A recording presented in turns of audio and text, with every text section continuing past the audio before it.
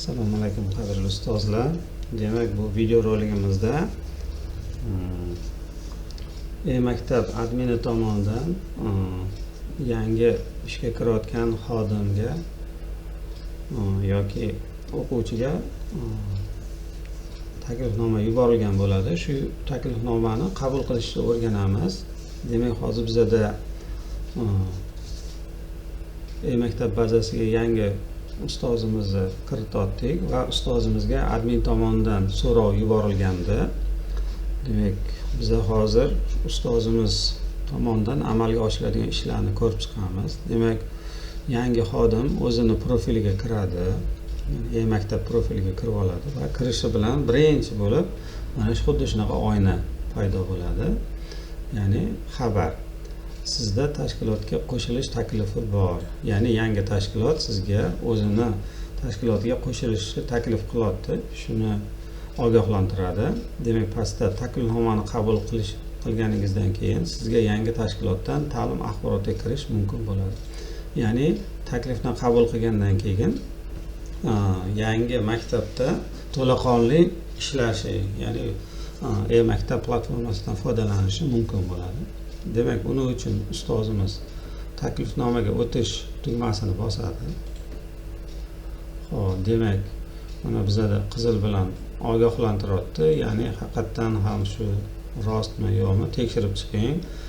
Tasdiqlagandan keyin shaxsiy ma'lumotga kirish mumkin. Ya'ni ustozimiz taklifni qabul qilgandan keyin o'sha yangi maktab to'laqonli shu ustozimizni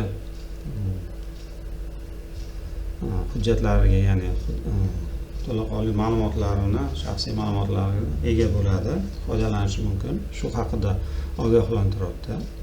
Xo'p, demak, agar rost bo'lsa qabul qilish kerak yoki bu adashilgan bo'lsa yoki yolg'on bo'lsa rad etish tugmasini bosish mumkin.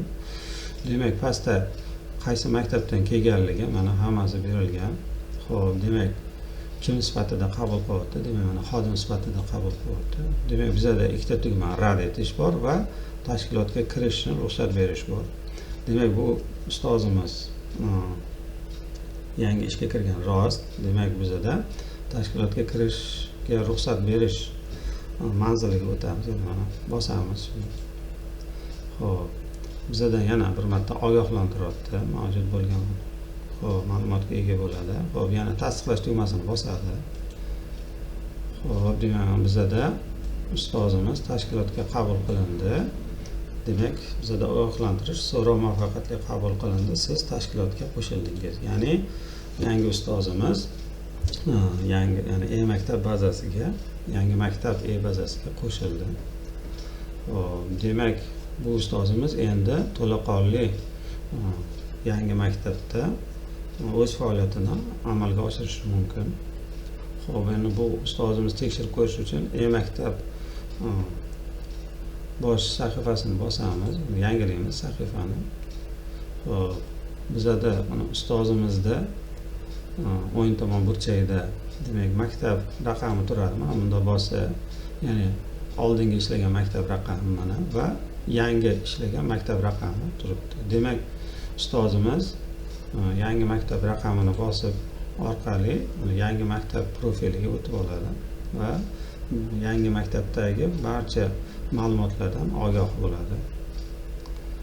Xo'p, demak, tushunarli bo'ldi deb o'ylayman ustozlar. Sog' bo'linglar, salomat bo'linglar. Kanalimizga a'zo bo'linglar. Video yoqgan bo'lsa like bosing. Sog' bo'linglar, salomat bo'linglar.